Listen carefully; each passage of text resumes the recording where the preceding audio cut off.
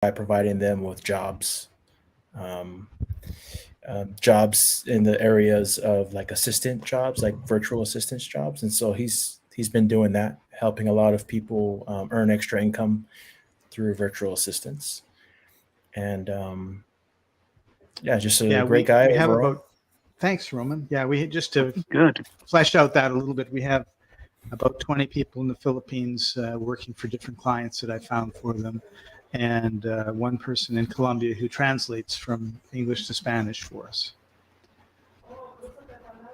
Yeah, So and the latest project I'd say that's got me and Scott excited is this project on what we call the legacy trust, the legacy wealth plan. the legacy Yeah, Okay. wealth plan, yeah. yeah, the legacy wealth plan. And so that's Scott. Can I do a little introduction for you, Luis? Thank you. I'll do an introduction for Luis. So Luis is my brother-in-law. He married my wife's sister, and they have a little one. He's about almost two Aw. years old, almost two. My grandson Yes, yes. is 2.5. Yeah, awesome. And Yeah, so Luis, he's about to be 2 right now in July. I am loving it right now. The time that I've been having with him, it's just been amazing. Obviously, I do miss the workforce environment, but just seeing him grow, has allowed me to also grow in a couple of areas, especially on patience. I know you probably know this well enough, Scott. Very seasoned in this, especially. I don't know if you have kids, but yes, it's just been, you know, some things that I have been working on. I've been wanting to meet with you guys to see, what is the plan, to meet you, Scott, and to see what we want, what we can do on this. Awesome. just a little background on Luis as well. He worked with a company for how many years did you work with him, Luis? I worked with them for almost 3 years, so it's 2.5.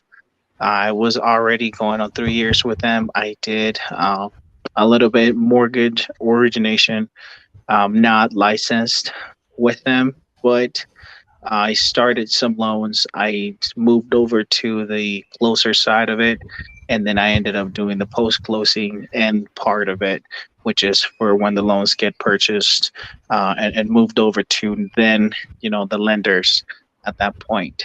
We were more than anything a third party.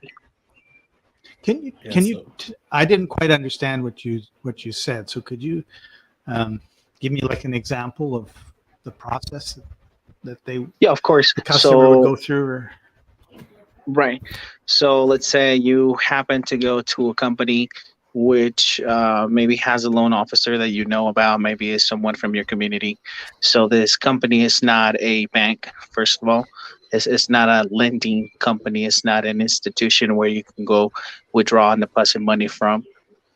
This is more than anything a company who does the process for you. So this is the origination company. So when the process of the origination of the loan goes through, at the moment that you close with let's say the notary, or in this case, we did a lot of remote stuff, not electronic signing because you really can't do that. But we would send notaries that would wait outside the houses, give you the documents, sign them in your home. He'll wait outside because of the whole COVID situation. right. So at that point, you would be signing for the lender, which in this case, let's say is PennyMac, some of the big ones, United Wholesale Mortgage. So all these lenders would use our service to do the origination, the process, the documentation, and then when the time came to close, then their underwriters would do the final say. Let's say, okay, so this loan looks pretty good.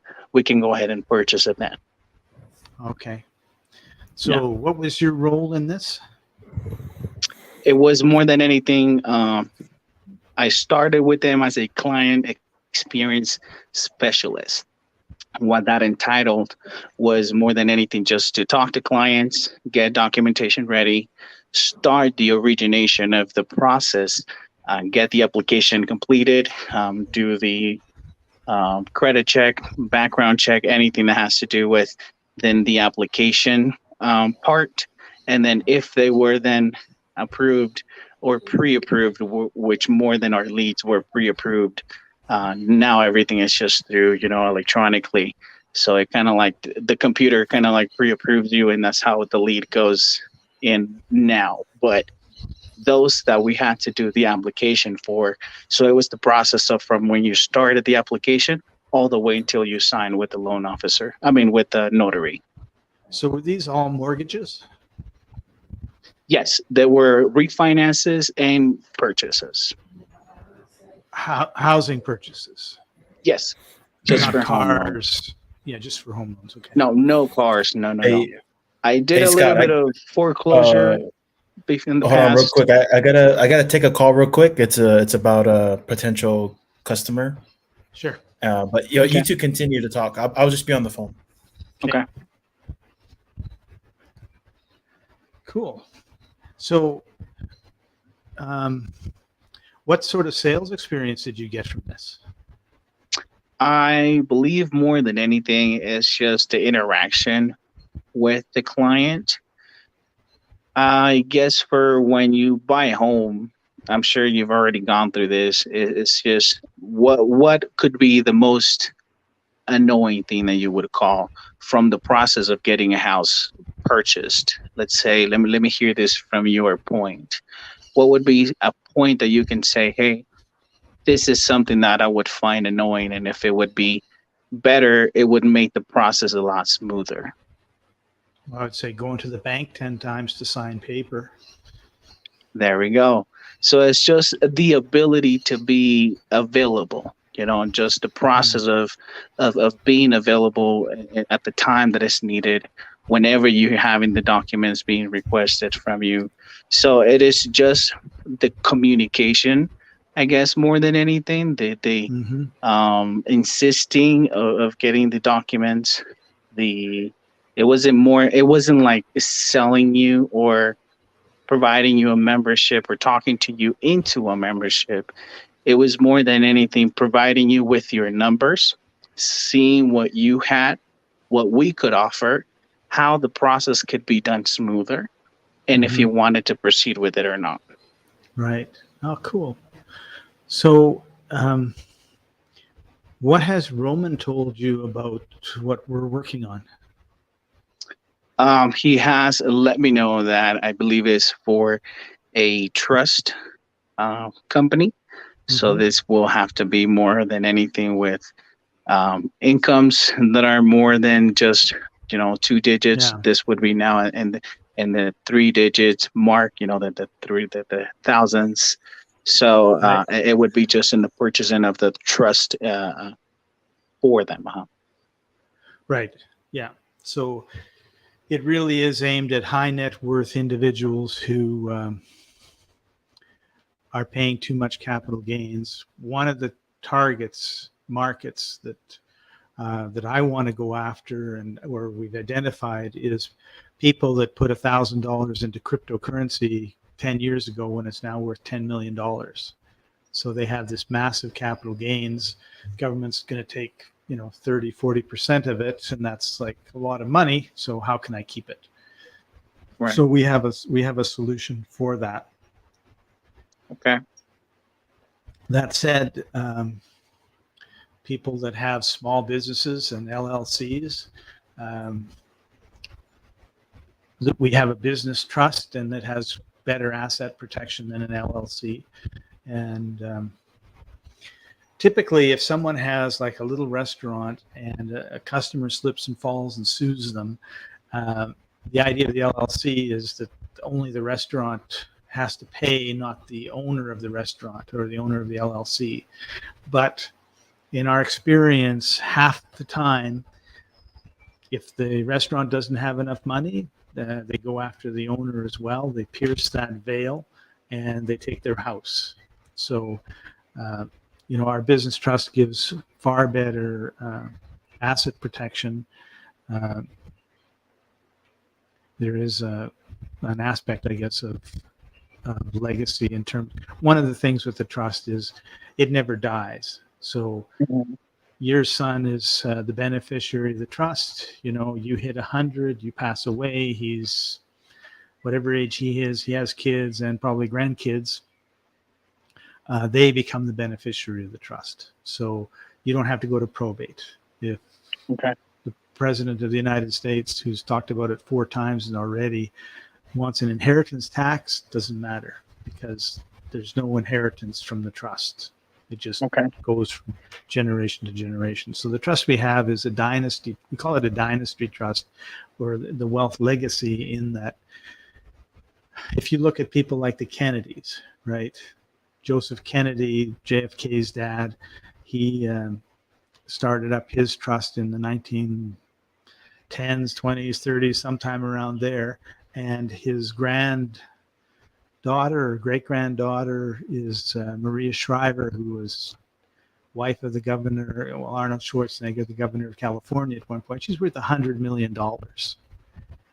And she didn't write a book that made $100 million. She's not a famous actress. She's, she was a part of the Kennedy family. And they had a trust, and she has her part of the trust, and the trust just grows, tax deferred probably. So, when you think about it, if you don't have to pay 30 or 40% tax on your investments, how much faster are they going to grow, right? Right. And so they're a really good example of using foundations and trusts to create this legacy. So the idea is that you've worked really hard, you've built up this business. I like to tell the story of short sleeve, long sleeve, short sleeve, right? So my grandpa, he was a farmer in the prairies in Saskatchewan. He had short sleeves because he was digging in the dirt and putting grain, wheat and stuff down and feeding the chickens. And he didn't want that for his kids. So he and grandma saved their pennies, and my dad and uncle and aunts, all but one uncle, went to university. The one uncle that didn't took over the farm, continued the farm. So my dad and uncles became vice presidents of companies in Canada. One of my aunts became university professor. The other one, she died early, so I don't really know what she was doing. So that's the second generation. They were wearing long sleeves, right? They're professionals, doctors, lawyers, that sort of thing, accountants and bankers. And of course, then there's their children. They don't want their children to live the life that they did, hard, feeding the chickens at 2 a.m. So they try to make everything really nice and easy for their kids. And usually my generation in this particular scenario doesn't know how to work, doesn't know how to do anything, and loses everything. And so, so that's the short sleeve, right? Because there's no training on generational wealth, right? Yep. But the people like the Rockefellers, the Kennedys, the Waltons, that own Walmart, that's what they do. They create a system that keeps the wealth going, so that even if they have a really dumb guy who's taking over everything, he can't destroy it, because the trusts are done a certain way. He can only do certain things. And so it's kind of like controlling from beyond the grave. And so that's one of the things that a lot of people don't think about, right? Because they're busy building their family, growing their family, raising their kids, trying to make ends meet and all the rest of it. And they don't really think about, what do I do when I've accomplished all of that so that my kids keep it? And also it's hard for them to keep it because, hey, if you put it into IRAs or Roths or whatever, then that's great. It accumulates tax-free. But then when you have to take it out, is it a higher tax rate? Of course it is. This is why we have inflation, right? We inflate everything, so you have cheaper dollars paying off debts, right? Yep. The dollar's worth if the dollar's worth $1 today, and in 5 years it's worth 50 cents, and you've got $1 trillion in debt, like the government has to pay, or trillions, all of a sudden it's kind of like half, right? Yep. And so, that's the, so that's kind of what we talk. That's what we talk about to these people when it comes to legacy, right? Like you want to make sure that your children and your children's children are looked after. So, and then there's the deferred tax part, right? So that's it. But so Roman is bringing you on. We're not really looking for salespeople. Obviously, always looking for customers. Someone brings us customers, great, So I'm Yeah. not going to discourage anybody, but at this point, I can't say we have a marketing plan. I can't say that we're generating income. There's two people, Dr. Gina Gaudio Grace and Barry Bruce, who are really the founders and the bosses, I guess. It's a small organization. They have lawyers and enrolled agents, IRS, or enrolled agents are people that the Treasury Board trains and tests to. If you've got a problem with the IRS and you got to go against in the tax court, they kind of defend you, right? Okay. So when it comes to trusts and this sort of stuff, we're saying your taxes are deferred. The IRS might say, what are you talking about? Pay your taxes. Yeah. Right. So you might have, we haven't had that problem and we don't expect to, but enrolled agents are the people that you want to make sure have checked everything and agree that what you're doing is right. So we have those people and lawyers and CPAs and about 20 or 30 years experience with trusts and foundations when everything's all said and done. So we know it works. We've got over 40,000 trusts that are out there and nobody's ever had a problem with the IRS. The only person that owns a trust, or owns is the wrong word, that there's a trust and they're involved in it, had an audit from the IRA, but it was on income tax forms from before they got their trust. And as far as I know, they never ended up looking at the years where they had the trust. It was just the years before they had the trust. So that's as close as anyone's come to ever auditing what we're doing. So how safe is what is trying to be done with this project? Pardon me? How safe, or what's the risk level that whoever is trying to do this will have, or if there's any risk level for this? So are you talking about somebody who gets a trust? Right. Yeah, I would say that it's low. You can never really say there's no risk level. So the way I describe it is like this. We go to public school 12 years. We go to college, we get a job, work 40 years, get a golden handshake, and hopefully Social Security and IRAs pay for our retirement. If you're playing the game of life, the game you're playing is checkers. If you're doing the sort of thing that Bill Gates or Elon Musk or your congressmen are doing, they're playing the game of chess. Now, there's more rules in chess than there is in checkers.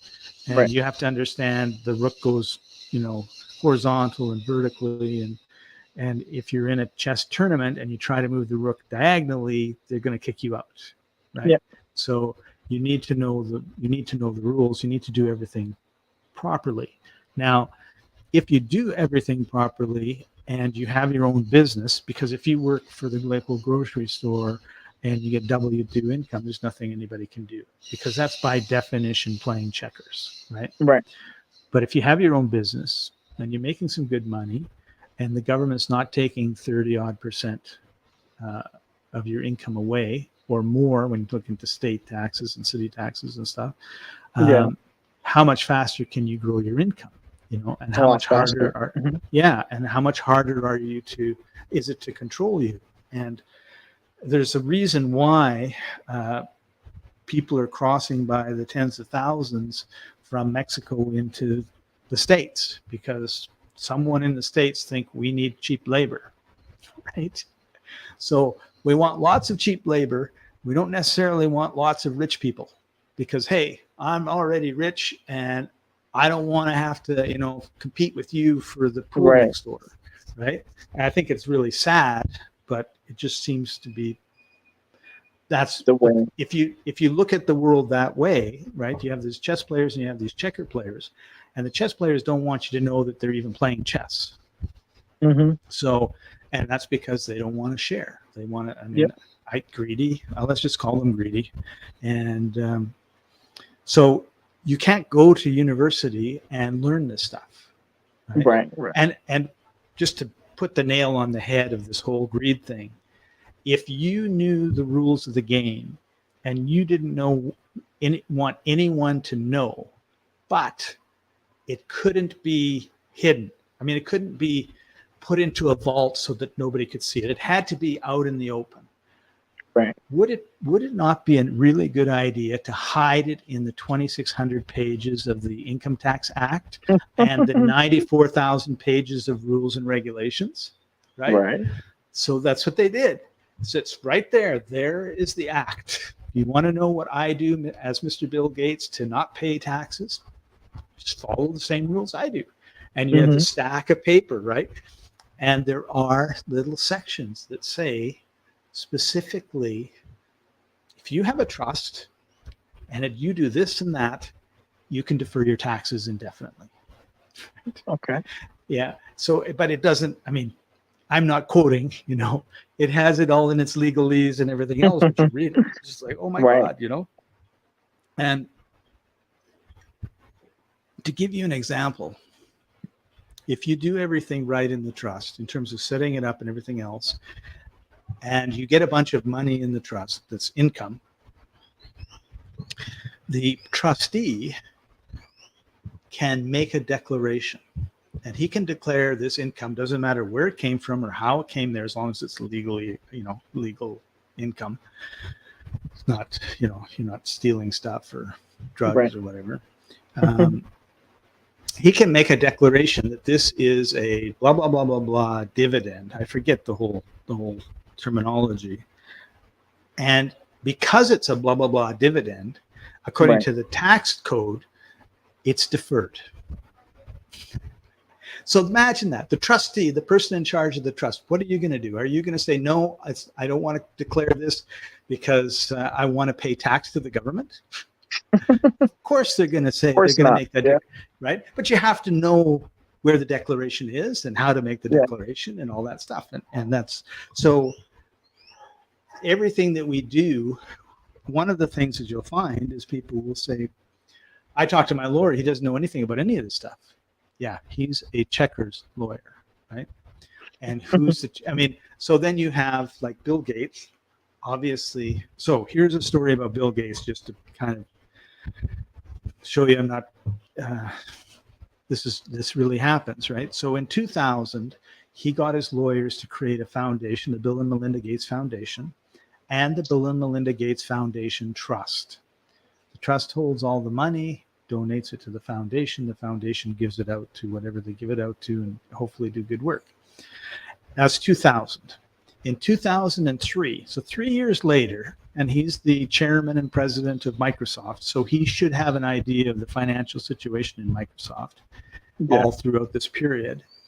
They were pressured by the public and the government and the press because they had more money in the bank than anybody else, any country, practically, right? And it was like, you're hoarding all this money. You need to give it out as a dividend. So he finally said, okay, we're going to do this special dividend and do it like a one-time dividend because they didn't want to give out dividends, right? But they had all this money and they couldn't figure out how not to. So he pledged his dividend to his foundation. It was $3 billion. That would have been $3 billion of dividend income. So 30% of it probably would have gone straight to the government, right? So $1 billion tax bill. He paid zero because the foundation pays zero tax. And he had it. I don't know all they don't tell you all the details, but the way I see it is he had to have had all of his stock in a trust. And then when the trust got the dividend, it donated it to the foundation. Now, if you donate to the foundation, you get 30% a tax deduction. In other words, if you had $100,000 income, you could donate $30,000 to the foundation and you would get a tax write-off of $30,000 and you pay tax on $70,000, right? Because that's the way it is for checker players. But if you had a trust and the trust made $100,000, and you knew that because the trust isn't automatically not paying taxes. There's certain things that happen, and let's just say in this particular case, you had $30,000 that you were going to be taxed on.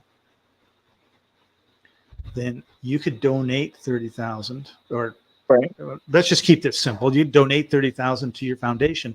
The trust gets to write off the entirety of the donation.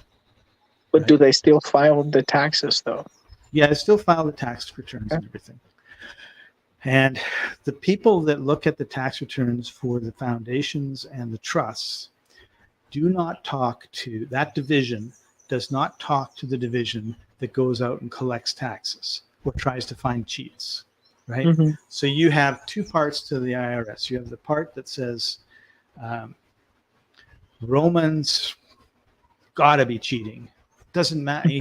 He's got a beard and he's from Hawaii. He's got to be cheating. I have no reason to believe it, but just because we're going to go after him, right? So they'll watch him and they'll do this and they'll do that, everything else. And he could be doing everything by the book and they could harass him and do audits and everything else. Roman, the founder of his foundation, they just like, yeah, okay, good, we're done. They don't look at it in terms of, they might add up the numbers to make sure you've added them up correctly, but they don't, and then they don't talk to the people that go after you or the people that investigate. Or it's like this little country club of, this is the way I see it, and it's not true, right? It's this little country club of IRS where when you make it, you look after the foundations and the trusts, and then you just sit back in your country club and you drink your glass of whatever it is, and they give you the forms, and you just go, yeah, no, yeah, fine, no problem, and they don't question anything. And organizations like the Clinton Foundation, they get all these scandals, but did they close them down? Did they fine them? Did anyone go to jail? No. The scandal kind of comes up, and then it's just like swept under the. So that's the chess players, right? Yeah.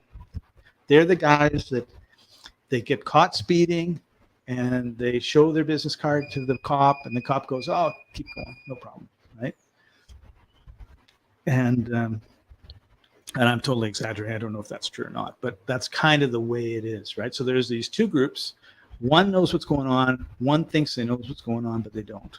And the one that thinks they know what's going on and they don't, they pay all the taxes. Right. And the other group has all the money and they don't pay any taxes. And the reason they have all the money, of course, is because they don't pay taxes. Right? They defer the taxes. So I don't know. Hopefully that kind of answered your question about the safety and security.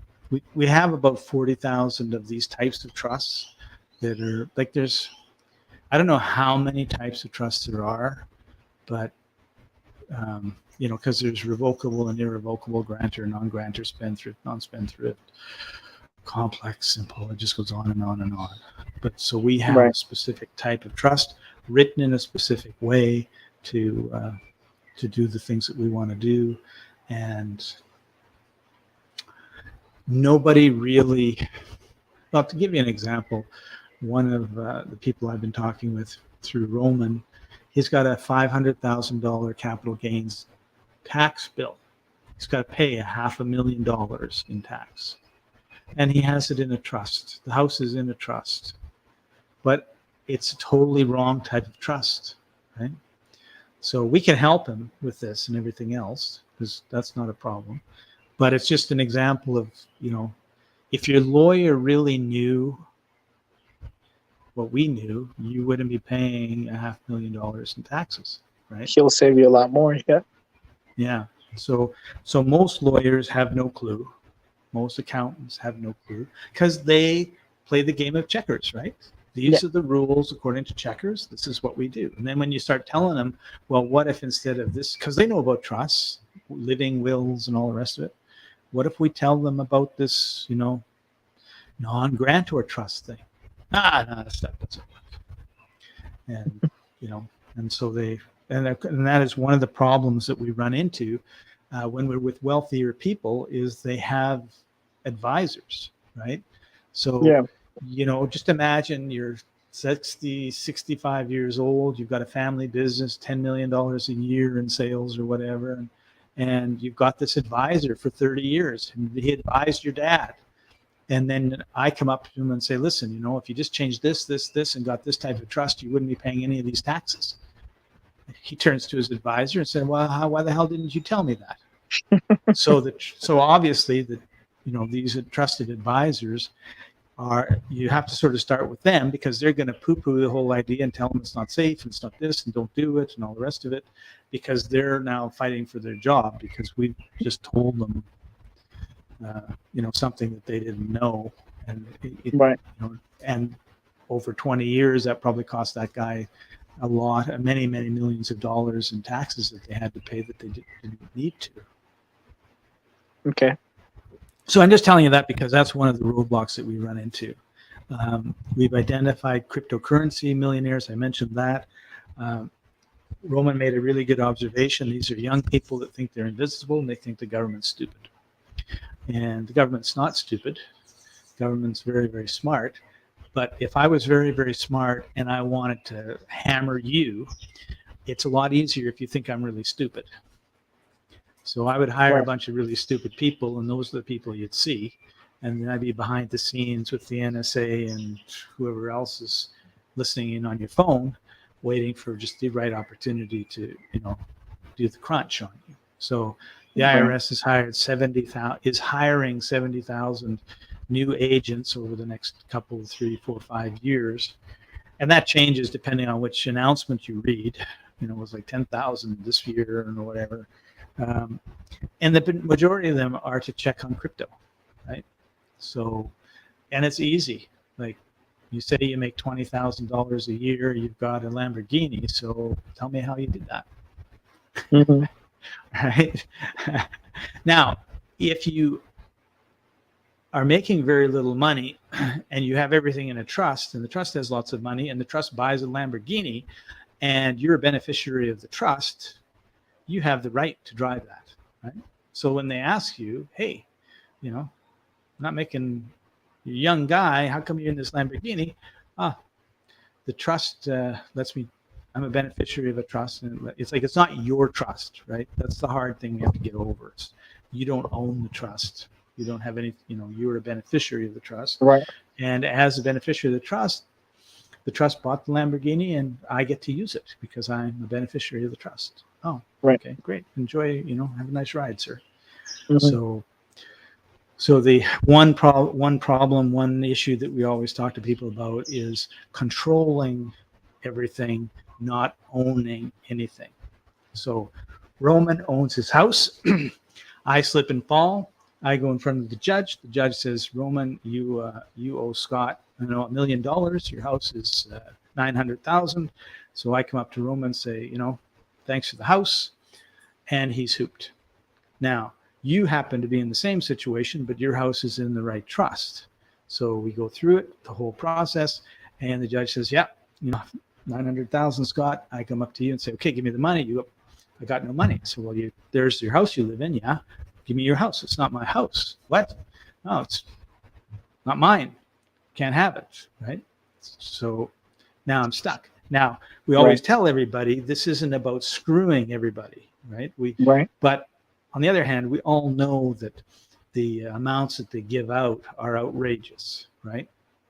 So you sit down and you say, hey, Scott, look, I don't want you sitting on my porch asking me for $900,000 every morning when I leave to go to work or whatever with my kids. So what can we do? Well, it was $5,000 in the hospital, and it was this and it was that, and I lost $3,000 in wages. So, okay. So if I gave you 20 grand, would you be happy? Yeah, I'd be happy. Okay. So here's your 20 grand. You're happy. That's fair. I think it's fair. You think it's fair. And you've resolved it. Right. So, because this can be done for good or for evil, right? Like you can really do this to screw people and be an asshole. And that's not at all what we want. We want people that want to, make the world a better place and be fair and protect their families, right? So anyway, so we look at the crypto guys and they think, okay, you think the government is stupid. You think you're never going to get caught. So you're playing checkers.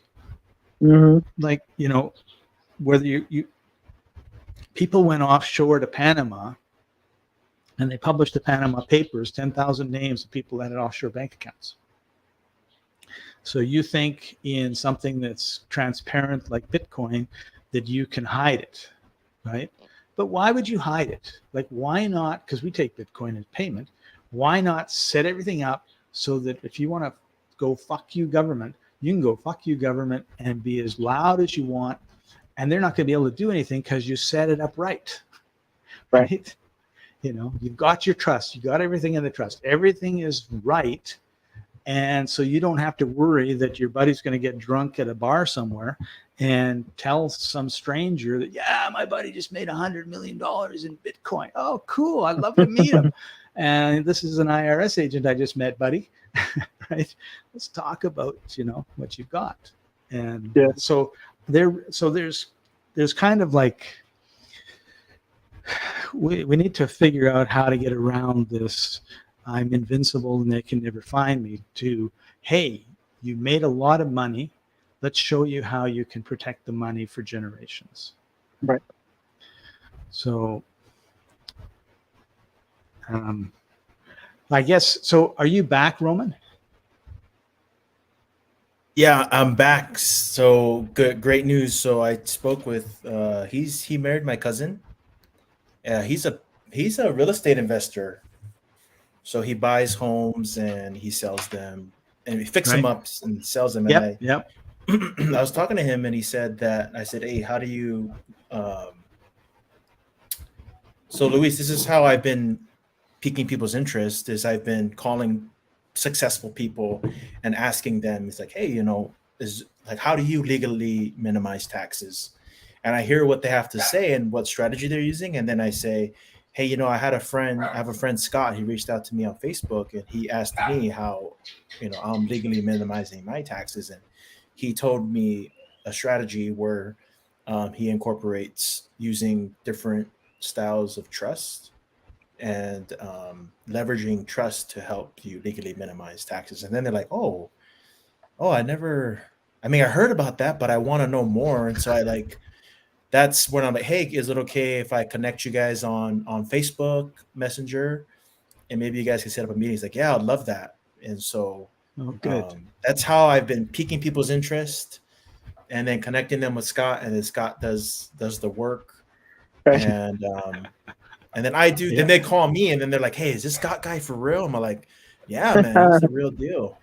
And then it's like I lift up Scott and, you know, Scott lifts up edify, you know? Yeah. And so I'm going to send you his contact.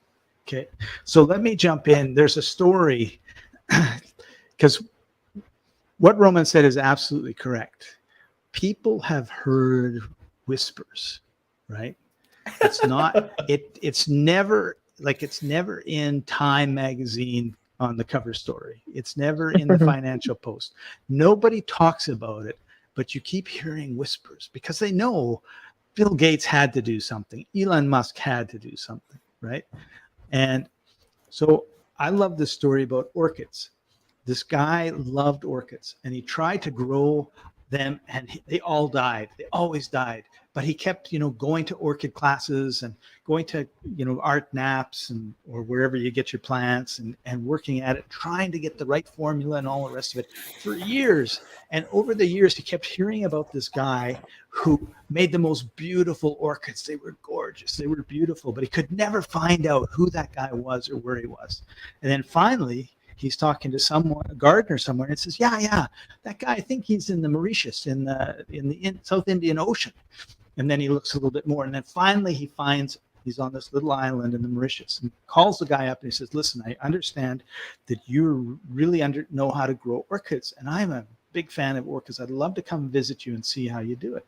And the guy is on his island. He's, you know, bored or whatever. And he says, yeah, sure. Come on over. So he flies out to Mauritius. He gets on a boat. He lands at the dock. The owner meets him and they're walking back to the house and he's looking around everywhere.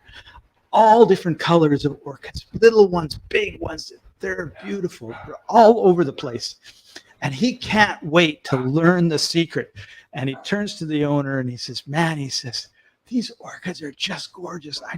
I'm amazed. And the guy says, yeah, they grow like weeds here. So, once you know the secret, it's not that hard, but nobody knows the secret. And so, Yep.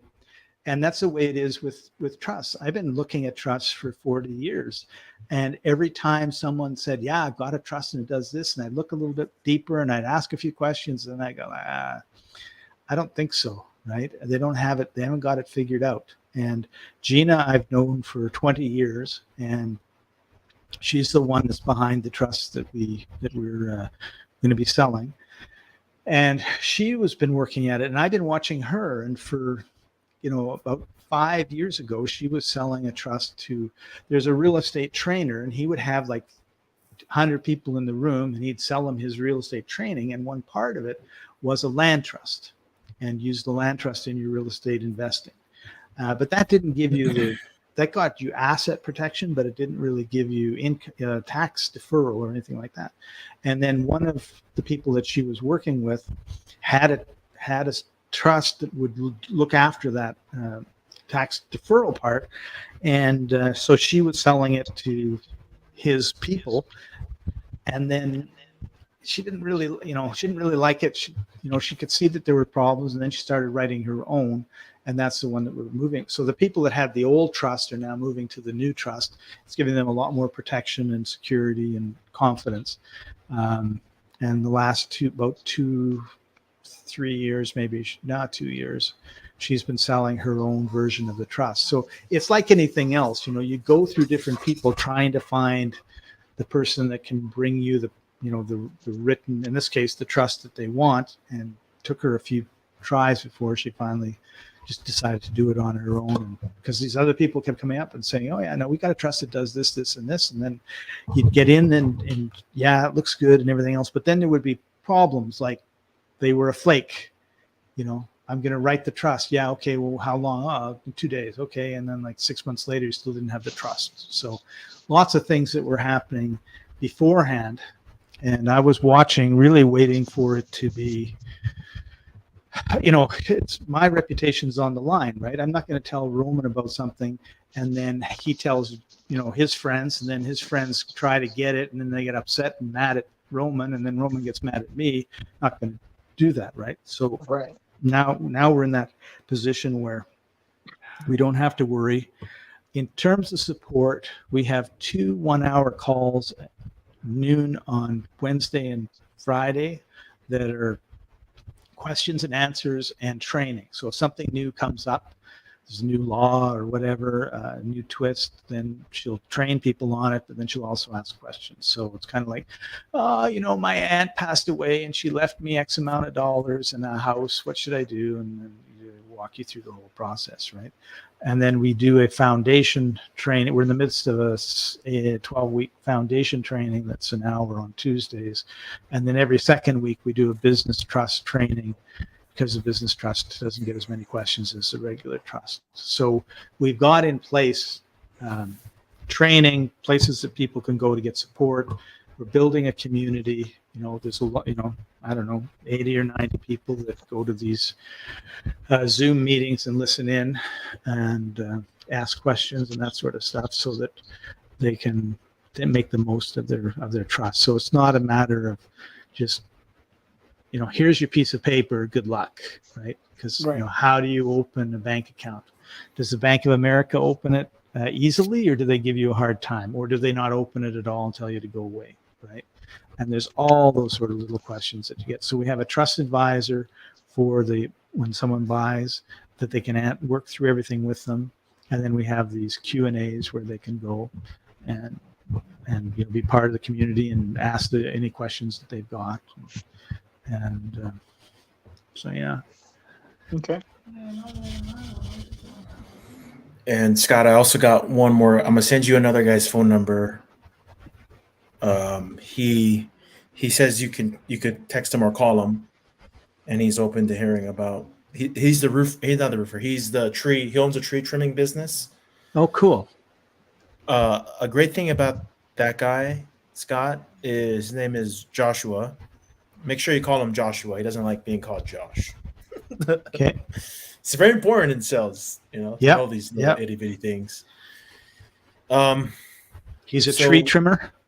this guy, yeah, he owns a tree trimming business. He owns a lot of vehicles. Oh, good. He already spends a lot of his own personal money on helping people off the streets. Oh, Find a good. place to live, teaches them the gospel. He's a really man of faith. He loves to teach them the gospel, get them off their, back on Awesome. their feet. Hallelujah. So How are we doing I for mean, time? how are you doing, Luis? I'm doing pretty good, yeah. Okay. I'm just going to turn the light on because the sun went down as we were talking. Okay. So I'm gonna message you Joshua's number.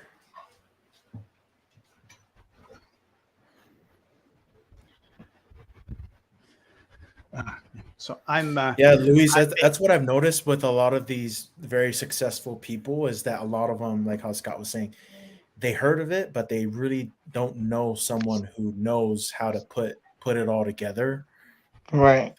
correctly. And then not only that, but also then have a continued teaching support to help people every week. Yeah.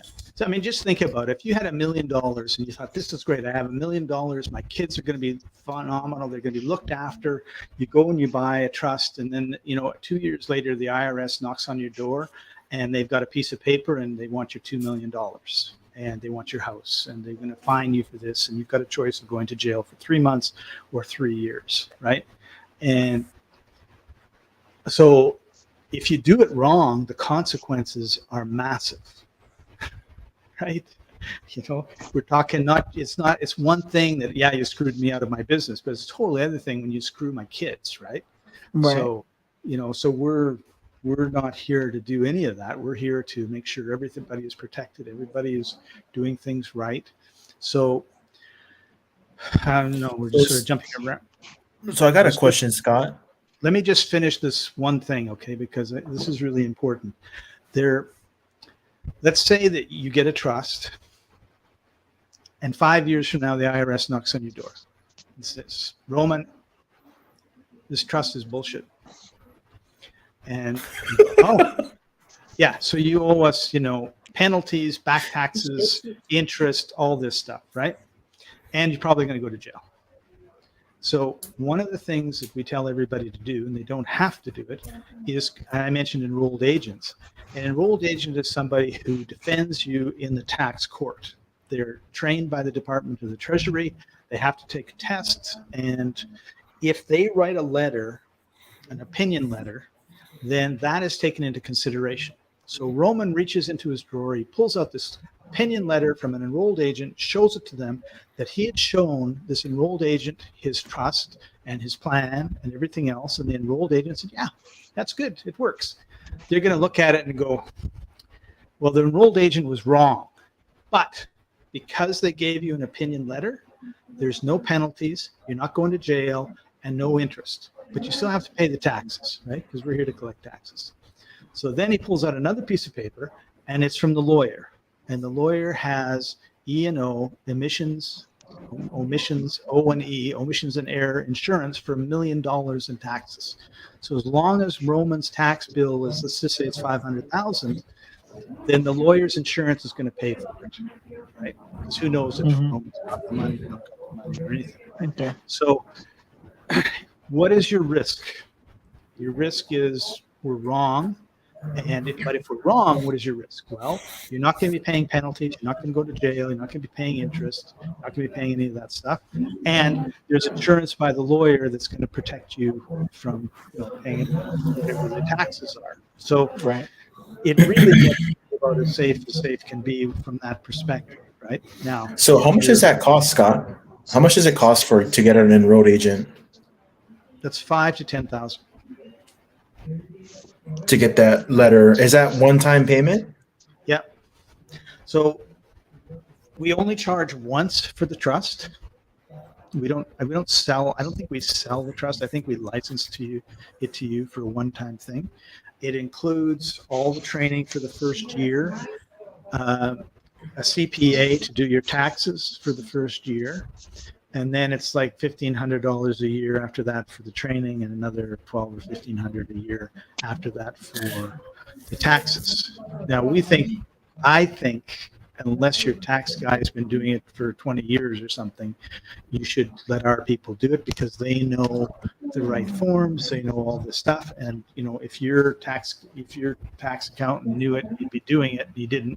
He isn't, so you don't. So, having said that, some people are, no, I'm really loyal to my tax guy. So, great, we'll train the person so that he knows what to do right.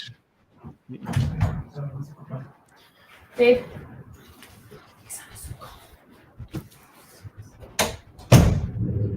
So with Okay. this enrolled agent guy, there's really there. This is what Daryl was asking me. He was like, "Hey, is this enrolled agent legit?" Yeah, just do a Google search on enrolled agent. You will see. I'll do it right now. Yeah. So okay, yeah, it is legit. Just stare him in the face and say it's legit. Okay. Yeah, I mean, So when you the thing is, there's nothing that we say that you can't go and check, right? okay, I mean, so when you you can't- when you get the trust, sorry, I understand. There's everything we say can be looked up and verified.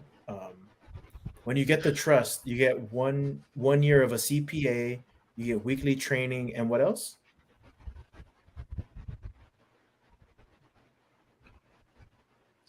Support, email, phone support, kind of thing. Yeah, you have a trust advisor that'll help you. Okay, you get your trust advisor. One thing that Daryl was asking me was if he needs extra help after the year, what is that price? Yeah. So if you need an account, if the accounting is $1,500 a year per trust. And actually, don't quote me on that, because I think it's $1,500 for the personal trust. Different. I think it's $3,000 for the business trust. I don't know what it is for the. So you don't have the exact numbers. No. Okay. And After now the proposal will have that in. So let me just read this. In the United States of America, an enrolled agent, or EA, is a tax advisor who is a federally authorized tax practitioner empowered by the U.S. Department of the Treasury. Enrolled agents represent taxpayers before the Internal Revenue Service for tax issues that include audits, collections, and appeals. So they are basically, they're basically your tax lawyer, right? They go through a lot of training to get to where they're at. And when you go, if you go to one and he looks at the trust and says this is bullshit, then you just saved yourself a lot of money, right? And headache. But so it's almost like a third party. Is it a third party authorization? Right? Yeah, you could say that. I mean, we know enrolled agent. I mean, you could just do a search and find your own one if you wanted to, but we have ones that we recommend people use. So the question I wanted to ask earlier is okay if I ask that one? Yeah. So when I was talking to my friend, his name is Dodge, and I messaged him, group messaged him with you in Facebook. I asked him how he doesn't pay capital gains tax. And he says for the business, he says he's registered as an S corp because it's a short term, meaning they're buying and then they're fixing it up and they're selling. And he said that in a corporate S corp, you don't pay any capital gains tax. That's what he said. So does he pay any tax? The tax that he does pay, so he does. So as the business almost, he said that the business is a pass-through business. Yeah. So the tax gets paid by something. So what he does is that he pays himself a reasonable salary. Right. And he pays tax on that. And he pays taxes on his payroll, right? He said that's all the taxes he pays. And he says if he ever needs, I was like, so what do you do if you need more money? He's like, well, if I need extra money, he says what he does is a cash out refi, where he doesn't need to pay capital gains on that as well is because that's a loan Right. from the equity of the home. So and I said, how did you learn all this stuff? He's like, honestly, just talking to people. And then that's when I went into, I was like, hey, I have a friend, Scott reached out to me because he sees that I'm trading stocks and stuff. And he was asking me about stuff. Well, anyway, I was like, what he has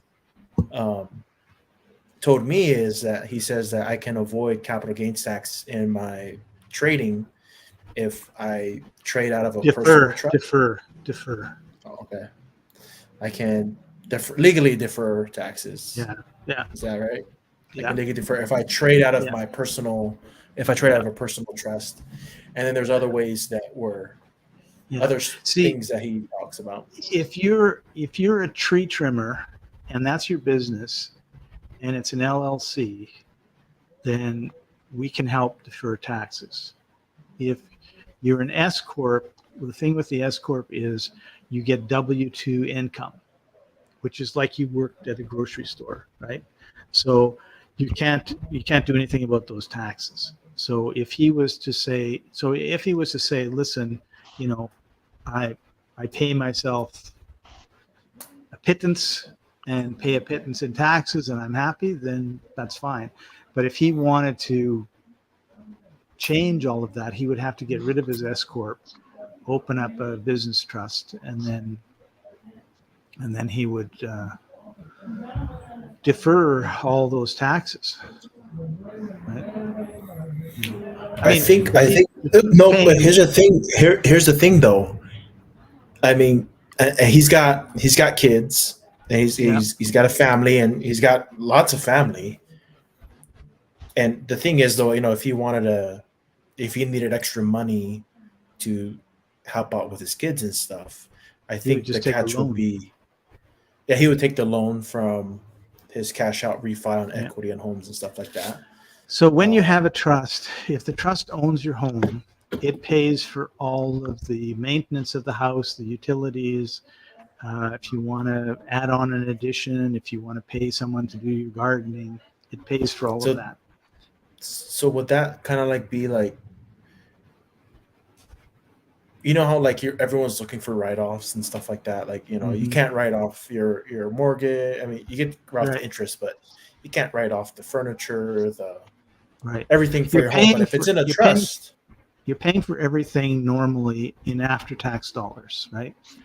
You pay 30% to the government, and then whatever's left you spend on fixing up your house. Whereas if you defer the taxes in a trust, and the trust owns the house, then it'll pay for everything involved with the house and you, except for food, fun, and fashion. So you have to buy your own food, you have to buy your own shirts, and if you want to go to Disneyland, you got to pay for that yourself. But when you think of the cost of your mortgage and maintenance of your house and your car and your gas and all that sort of stuff, that's a pretty significant amount of money that you don't have to pay out of after-tax dollars. And of course, it can always grow, right? So if you just took the 30% that you were no longer paying the government, you put it into some mutual fund or something and made 10%, and that grew tax-free, tax-deferred, how long would it take you to have now you see how Bill Gates went from $3 billion to $49 billion in 20 years, right? Because he put $3 billion in his, and I know he got donations from other people as well, but really, how did that happen? Well, your money multiplies a lot faster when you don't have to pay tax on it. So with young children, if they're beneficiaries of the trust, then the trust can buy them clothes and them food, and it pays all their education. So if your kids have grown up and they're 30 years old and they come to you and they say, hey, Dad, I want to get my PhD in Harvard, and you just, how much is it? Then you look at the trust. Can the trust afford to pay it? Yeah, go ahead, no problem. So it doesn't matter how. So this is all being paid with tax-deferred money, so pre-tax money. And that's, I think, the best way to sort of look at it. Do you want to? You have to pay your mortgage. You have to pay, for the new roof. You have to pay for gas every week. Do you want to do that in after-tax dollars or before tax dollars? The S Corp forces it into after-tax dollars because you have to pay yourself a wage. That's the hook. So one of the things that I tell people too is you can have short-term pain for long-term gain, or you can have short-term gain for long-term pain. So I want to have an ice cream cone. That's short-term gain, makes me feel really good today. But I do that too much, and in 10 years, I'm going to be 20 pounds, 100 pounds overweight, and I'm going to have heart attacks and be, all that sort of stuff, miserable. So that's the long-term pain.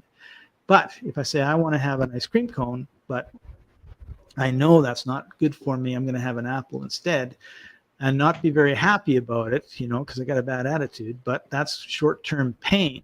But 20 years from now, I'm going to be healthy and trim and fit, and I'm going to be living a lot better life. So this is the same thing that people have to think about when it comes to these S Corps and LLCs and IRAs and everything else, is it's short-term gain to have an S Corp. If you go and you get an IRA and you put $2,000 in it and you get a $400 refund check because of it, that's a short-term gain. The long-term pain is, what if that IRA grows to $2 million, you die, your kids have 10 years to pull that money out, which means that they're pulling out $200,000 a year that they got to pay tax on.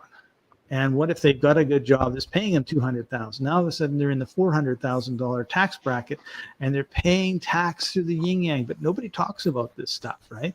Because what's the alternative? There isn't one. Well, there is. It's the trust. You take that money, forget about your tax return, and you put it into something that is going to grow tax deferred in your trust. It's going to do just as well, if not better, than your IRA. And so then what happens when you pass away? There's no tax on it for your children. There's no inheritance tax. There's no probate. There's no estate tax. There's none of that shit. So it's a long-term gain. You might not see it, but your children are going to see it, right? Yep, generational wealth. Generational wealth, a legacy wealth plan. So The LWP. Yeah. The reason I asked you how you're doing for time is I made a presentation that I was going to give. I should send this to you actually. I was on a YouTube show, and here it is, I think. So I made a presentation, then she sent me, these are the questions, and I said, well, I'm not going to give my presentation, I'm just going to answer the question. She normally goes 30 minutes, and she went an hour. So Wow. Wow. Yeah, I'm telling you, man, every time someone talks with Scott, it's like they get their attention, and like they talk for a long time. So I thought, if it's okay, go ahead, Roman. Oh yeah, I was asking Luis, you got time for this or? Yeah, of course. Yeah, no worries. I'm not going to go slow. I'm going to go fast through it. It'll be about half an hour. And you may have questions. Do you want to take a break? No, I'm going to take a quick break, real quick. But you guys can go ahead. I'm just mute myself. Okay. But yeah, go. Okay.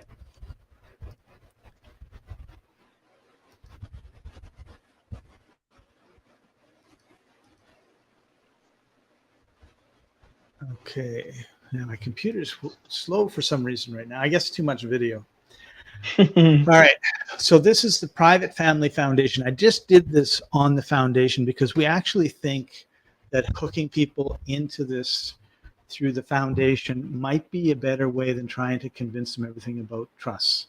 Trusts, there's a lot of information, and you just cannot give it. You just can't give it all at once. So I'm going to be making some videos on different aspects of it so that people can just go and watch parts. But this is the Private Family Foundation part. So you can combine your for-profit business with a nonprofit charitable cause. And this is one of the most powerful strategies you can use to grow your for-profit business, your asset base, and change the world.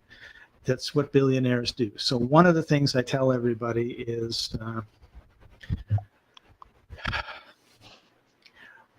how do you become successful? Most people will say, well, most coaches will say, get a coach, get a mentor, model what successful people do. And they're really just talking about Bill Gates started this company, and what did he do when he started the company? They never talk about how he managed his money, right? He started a foundation, and he had something. Oh, okay, we're back. So what do billionaires do? They have a foundation. Now they spend millions of dollars setting up their foundations because they have very expensive lawyers that do it, which is why we're really cheap. But nobody thinks about it because you can get a land trust for $25, right? But you can't get one that does what you want done for $25. So one of the things that people don't think about is, so Bill Gates, again, his foundation was worth nothing in 2020. He started it. It's $49 billion. He controls that money. It's not his, but he controls it, right?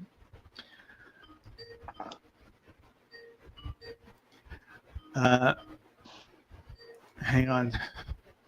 Daryl's. I'll be right back. Okay. Yeah, he's gonna take a sales call. Okay.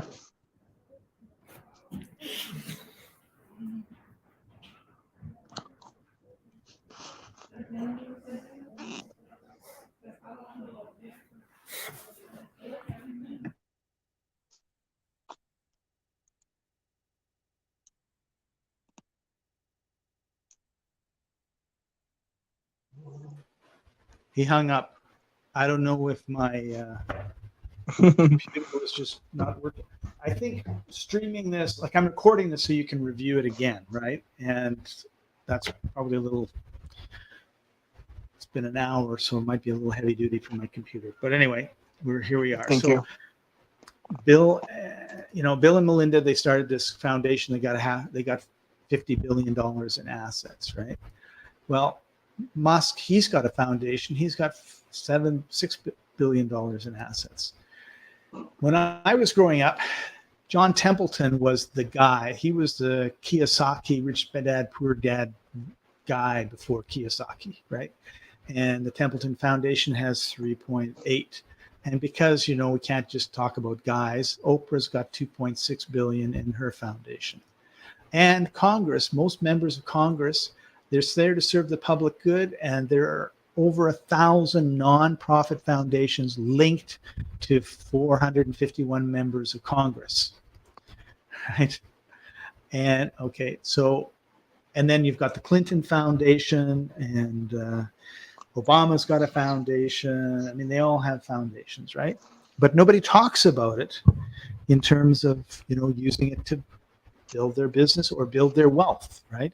Yet people go to Congress and they're worth like $500,000, and 4 or 10 years later they're worth 500 million, and nobody asks, how is that? How can you grow your wealth so much when you've got a $100,000 a year salary? So receiving grants, if you're a private family foundation, you have a 70 times better chance of receiving grants than the average person off the street. So I talked about the chess player and the checkers player. So if you walk off the street, you go see the mayor, I want to help homeless kids in the inner city. You go see the mayor. He goes, this is a checker player. Yeah, thank you very much. Talks to you, shakes your hand, hopes he gets your vote, sends you off, and you never hear from him again. If you are the founder of the Inner City Food Foundation, and you're going to see the mayor, and you have a plan, and you have, this is what you want to do, he's going to tell you who to go see in order to get grants to be able to achieve your goal. Now, with the private family foundation, it does not normally raise money. Okay, it usually gets its donations from the person that starts it, you. Okay, but that doesn't mean that it accepts grants. So if your friend says, "Yeah, I really like what you're doing," writes you a check, you can write out a receipt. He can write off $50 as a charitable donation on his taxes. Okay, corporations can do that as well, but it's not the focus of it, because it's not like these big grant places that do fundraising and everything else. This is a private family foundation, but that doesn't mean you can't accept money, which means that you can go and find out where the money is. And if you have a 70 times better chance of getting the money than the guy off the street, or you without your foundation, it changes the situation a lot. So we're going to start with Google. If you have a foundation and you do all the right paperwork and you go to Google, Google Ad Grants is $10,000 a month to promote your good work. Every day they will top up your AdWords account to like $385. We have a friend that went and got a Canadian foundation, even though he's American, because it took too long to get it in the United States. And then he did all the stuff with Google, and every day they top him up to $385, $10,000 a year, whether he spends it or not. So of course, you won't really want to spend it. Now, these ads could be just Is it 10,000 a year or a month? a month. Did I say okay. a year? You said month first, but then you said he gets topped up 385 a day. A day, yeah, $385 a day times 30 is about $10,000. Yeah, because he gets 10K a year, but it's 10K a month. Okay, gotcha. Yeah, it's $180,000 when it's all said and done, because Google owns. My computer is really slowing down here on me. YouTube, and YouTube has 1,000 to 5,000 a month to promote your good works on YouTube. So between those two, that's $180,000 annually. Okay. Now let's suppose you get this money, you have a tree trimming business, and you get the foundation to run tree trimmer ads. All right. You can spend $180,000 and your competition can't compete with you. Now, when you get a lead or when you close a lead, you have an agreement with your foundation to pay them, right? So you can't use your grants to put your competition out of business. You have to pay for, you're getting this free money. Your business has to pay for it, but that's money that goes to the foundation, which means that it's an advertising expense to your business, and it's a non-taxed income because there's no income tax in the foundation. It eliminates income tax, it eliminates capital gains tax, it eliminates dividend tax. It doesn't have sales tax. So so this is one way that you could do that. Now, Facebook, they also have a grant processing. They have a foundation and it does grants. Last year, they gave out 100 million in grants to small businesses. Now, that's the social guys, the big social guys. But what about the government? The government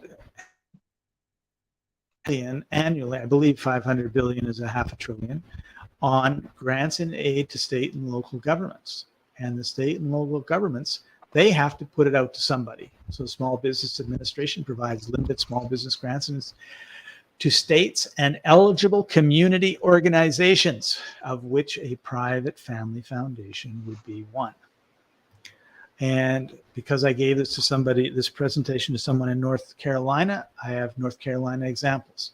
The Office of Finance for North Carolina, the state of North Carolina, has set aside $35 million in government grants that your North Carolina-based private family foundation could talk to them about.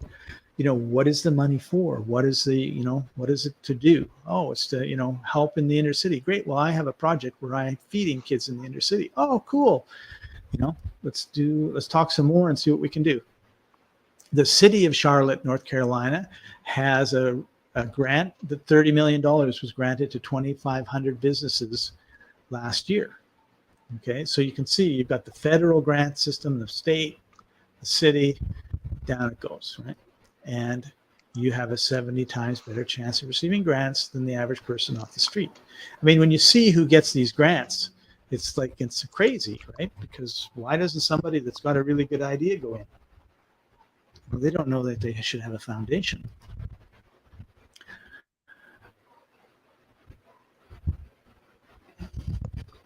So now let's talk about other foundations. Okay, so part of the reason I was talking about all this stuff is people go, hey, I'm just starting out. My foundation has, $50,000 in it. There's all this money, and the money is your money. This is all money that came through taxation, came out of your wallet, and now they're spewing it all over the place. Why not spew it into your foundation and do stuff that you think is important? So partnership with other foundations is the third leg of this stool. A lot of businesses have foundations and they've got a lot of money and they need to do something with it to make them look good. So Walmart Foundation provides more than $1 billion in cash and in-kind annual giving or in-kind giving every year. Okay. So I'm using the example of a real estate investor. Okay.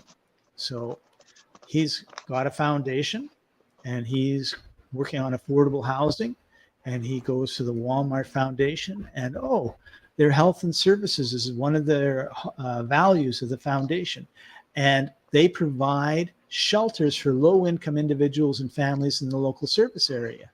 So he could go to Walmart and say, hey, I'm doing this low-cost housing project, and we'd really like you guys to support us. They might give money, they might give product. The other value, I think they have 5, but this second one is community and economic development, improving local communities for the benefit of low-income individuals and families in local service.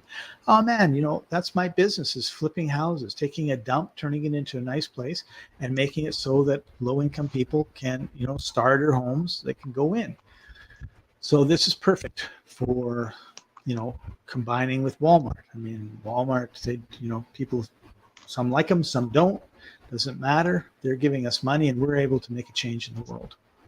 So now Home Depot also has a foundation, right? So, and they work to improve the homes and lives of U.S. veterans, train skilled tradespeople, and support communities impacted by natural disasters. Okay. So what if I'm flipping houses and fixing up houses for veterans? Now I go to Home Depot because there's a military base 5 miles from where I live. They live in, it's not that great. So I'm going to go fix up the houses around the base for the veterans. I can go to the foundation and see if they'll support it. And since 2011, they have invested more than $400 million in veteran causes and improved more than 50,000 veteran homes and facilities. Do you think they wouldn't want your help? Of course they would, right? So, so this has nothing to do with us. Private family foundations, 70 times better chance of receiving grants than the average person on the street. So there is a fellow that I know who is a contractor. So he fixes up houses. And he decided he had a foundation and he wanted to do a project and fix up houses for a worthy family. So he went to Home Depot and he said, I'm Scott Patton of the Fix Up Houses for Poor People Foundation. And we've got this project, and it shows them what all the project is, everything else. The foundation says, oh man, we're right behind this. Okay. So you have a little soiree, you invite the mayor and invite the city council and Walmart and Home Depot managers and the press, and you announce this project. Now all of a sudden Home Depot and Walmart look like heroes, right? The news, it's on all the news, what this wonderful stuff that you're doing, and you start doing it. So then the foundation hires his company to fix everything up. Home Depot, I don't know if Walmart was involved in this or not, so I'm going to stop talking about them. Home Depot supplied all the drywall, all the plumbing, all the electrical, all the lighting, everything. And so his people would just keep going into Home Depot, picking up whatever they wanted, take it out, put it in the house, fix it all up. It was like brand new, right? And of course you have this big opening or celebration when you give it to the worthy family and all the rest of it.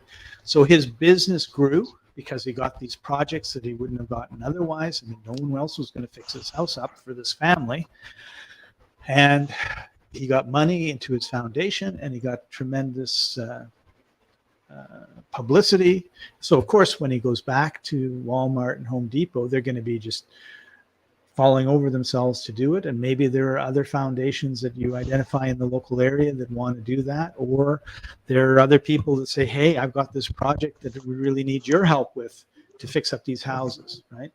So this is all about doing good. But when you're doing the good, it's trickling into your for-profit business, okay? So one of the things that I say in almost every presentation, the secret to success is to own nothing but control everything. Nelson Rockefeller. It's very difficult for most people to get this because checker players are trained that their self-worth is tied up in owning their house. It's tied up in owning their car. It's tied up in owning a big screen TV. And you could brag. I mean, Bill Gates says they say Bill Gates is worth, X number of billions of dollars. He's worth nothing because it's all in his trust and in his foundation. It's not his, but he controls it. And they don't want to make the distinction, right? And we don't necessarily want to make the distinction either. But in our minds, we have to know that, hey, I don't own this house, but I have control of the house. I don't own the bank account, but I have control of the bank account. So privacy, the private family foundation and the trust both give a lot of privacy. And normally I don't talk about it too much, but in Canada, we had a trucker protest and the average, there was a gal who worked at Starbucks and she donated $20 to support the truckers. The Canadian government froze her bank account. Can you imagine that? Yeah, I really like these truckers and I'm going to give them $20. And oh yeah, well, we found out you gave them $20 and we've just, hammered you. Now you can't pay your bills, feed your kids. 2 or 3 or 4 weeks, it was frozen, right? So we have to be careful. It's just because now it seems like the government has certainly the ability to go in and do nasty things. So if you have the foundation or you have the trust, then they don't know it's you. And they don't really have that access to just go in and turn off your money. So I want to look at I think this is, I already told this part, real work strategies. Okay, so donations to the foundation. Donations to the foundation get a 30% tax deduction, okay? You can donate, you can carry it forward too, but whatever you donate, it's 30% of your net income, right? So if your net income is 100,000, you can donate 30,000. If you if your adjusted gross income is 2 million, you can donate 600,000, 30%, and write it all off your taxes. Okay, so that could be physical assets. In the real estate business, a lot of people are looking for donations of homes. They'll donate their home that's off there. They don't have to worry. They want to get rid of the home. They donate it, and they get a huge tax deduction instead of and feel good stuff, right? And yeah, so that's that. So the foundation is a 501c3, which means it gives tax deductions that can be carried forward. Normally, it's 6 to 8 months for all the paperwork to go through, but our people are the people that the IRS turn to when they have a question about how to figure something out when it comes to taxations and foundations. So we have a really, really good relationship with them. We've had it go through in a day, but it's usually a month or two. So if you look over here at the 2 white circles, you get a tax deduction of, I need to change this, it's 30%. You can put cash into the family foundation, you're going to get 30% deduction. Or you could put assets into it and you're going to get 30% tax deduction. Now, what we don't talk about is if, let's say you had a personal trust and let's say you had a business trust and a personal trust and a foundation. And the business trust, it flowed through 30% of the income was taxable. And so we have $100,000 income that, that ends up in the, I don't want to get into the details, so it just ends up into the personal trust. 30% of it is going to be taxed. The trusts do tax returns, right? And the foundation does tax returns. So That 30,000, that's taxable income, the trust can donate all of it, because a trust can donate 100% of its income to a foundation. Okay, so it donates 30% to the foundation. Now the foundation gives a 30% tax deduction to the trust. The trust pays no tax, and you have $30,000 that would have gone to the government that's gone to your foundation. It's a great deal. And we're going to talk a little bit about legacy, which is making sure your good works continue. So family foundation never dies. It's based on how you set it up. It will continue for generations. So before I get into what it is, one of the I think I do talk about it. So it's a private foundation, is an independent legal entity set up for solely charitable purposes. It's a specific kind of trust. It eliminates capital gains. There's no income tax. It's tax exempt, no sales tax, and it adds to the tax benefit of a personal trust. The family foundation is required to go on family retreats. This is an important activity for the success of the foundations. Now, remember in the trust, I said the trust can pay for everything except everything it owns, except food, fun, and fashion. Well, the fun part is a family retreat. So every quarter, you take the family to Disneyland for 2 weeks. And during that 2-week period, you have some time set aside to talk about the foundation. Now, the reason you don't do that just at home and say you did it is because you're constantly being interrupted at home. Dad, I don't want to do it today. I got to go see my buddy George and whatever. So you got to get away. And it's really important that your children. So one of the things that checker players do not do is they do not teach their children anything about the family estate. Oftentimes they won't tell their kids how much money they've got. There's all this fear about stuff being stolen, and on and on and on she goes, right? So that cannot happen with a family foundation. Your children need to know what's going on, because they're the ones that are going to be taking over one day, right? So right now we're feeding the inner city children of Chicago, right? And you're telling your kids about what you're doing and good stories and everything else. As they get to, be teenagers and in their 20s, you're sharing some of the financials with them. And so they have an understanding. They start to have an ownership. And they get to the 30s and the 40s, and you're thinking, like you should start taking over. I'm going to kind of sit back. And the son says, yeah, Dad, the inner city kids in Chicago, they're all fat. Like, we've done such a good job. No one's hungry. But the inner city kids in New York are starving. So we want to change the focus from Chicago to New York. These are the sort of things that you need to have discussed, right? Like, because what's important to you, maybe it's solved, or it's not important to your children. As they grow up, other things are more important. So it's not to say, no, you're not going to do it because I said so. It's about making sure that the good works of the foundation continue on and everybody works together. So in the retreats are, chances for team building and communication and all the rest of it. And you have time for fun. And so here are the dues of the family foundation. You do receive donations from you and other sources. You manage the assets. You spend 5% on the foundation's goals, in grants, and you make sure you do all the filing requirements. So whatever amount is the total amount of assets in the foundation on December 31st, 5% of that has to be spent on the good works of the foundation. Now, included in the definition of good works of the foundation is the foundation accounting, the family retreat, the office building that you use to house the foundation. So it's not like you have to take 5%. I mean, you can take 5% and spend it on food for the inner city kids, but there's also, the running of the foundation and everything else that you could be spending money on, right?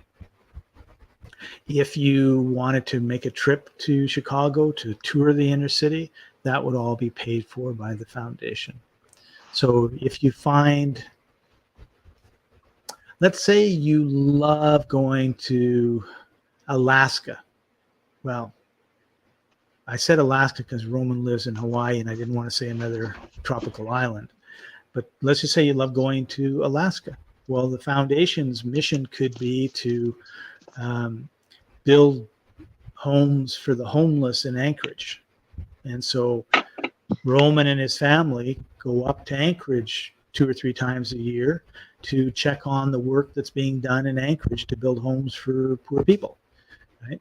So he gets to go to Anchorage and see parts of Alaska that he really wants to see. The foundation pays for it, and people get a nice home in Anchorage. So business of the foundation is paid for by the foundation. So some people think, oh, 5%, that's so much. Well, you know, and you can't compare it to income, right? Because it's 5% of what's in the foundation. I mean, it could be millions of dollars, or it could be, you know, very little. But it's not like your income. So the don'ts. There's no self-dealing. In other words, there's no stealing. It's really easy. You know, you've got a credit debit card from the foundation. I'm hungry, going to McDonald's and buy a Big Mac on the card. Like, if you do that by accident, tell the bookkeeper and the accounting so that you got it all straightened away. Did I lose them? I don't know. Because it's just us two. Well, he was on just a minute ago. I know. That's why I stopped, because I saw his box and he disappeared. Oh, I'm gonna get some water while you find out. okay.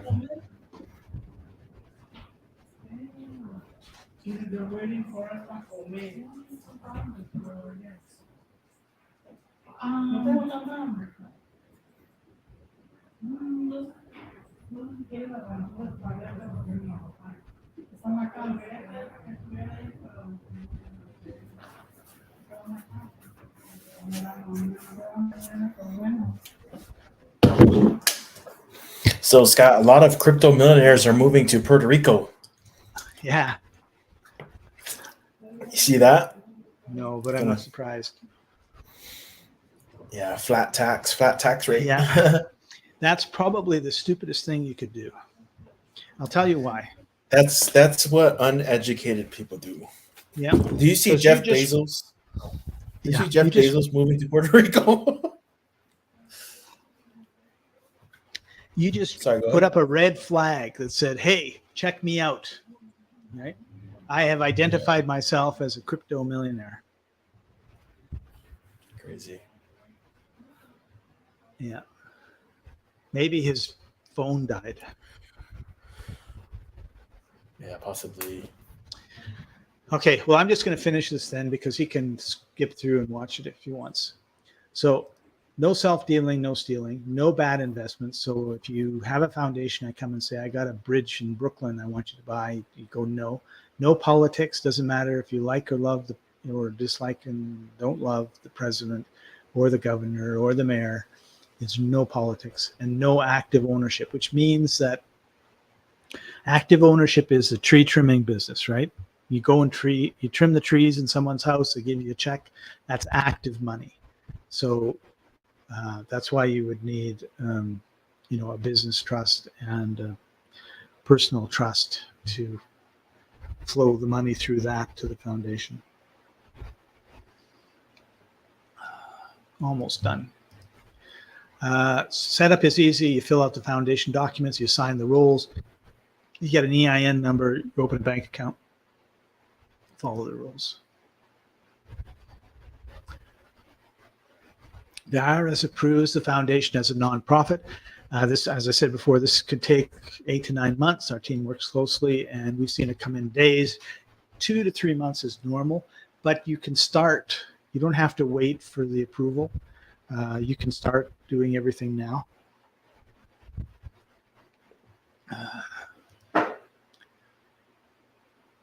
The IRS has a division whose task is to monitor foundations. It does not communicate with any of the other divisions in the IRS. Blows my mind. It's like, yeah, you guys can do whatever you want. We don't care. So if you're paying over 75,000 in taxes, will 180K annually in Google Ads help your business? Is skipping probate and upcoming inheritance tax important to you? Do you want to access the expertise, support, funds, and grants from government and other foundations to speed up the influence of your foundation? Because although everyone talks about the money, oftentimes, when you're talking to these people in the government and in the foundations, they answer a lot of your questions, and those questions aren't found on Google, right? Because nobody really wants anyone else to know, and they don't really spend any time posting anything about this. So they just do it, right? And so while the funds is really good, I think the support and networking that you could do because you have a foundation could be really huge. And you want to run your life on after tax dollars or before tax dollars. And then here's this contact me, and that's it.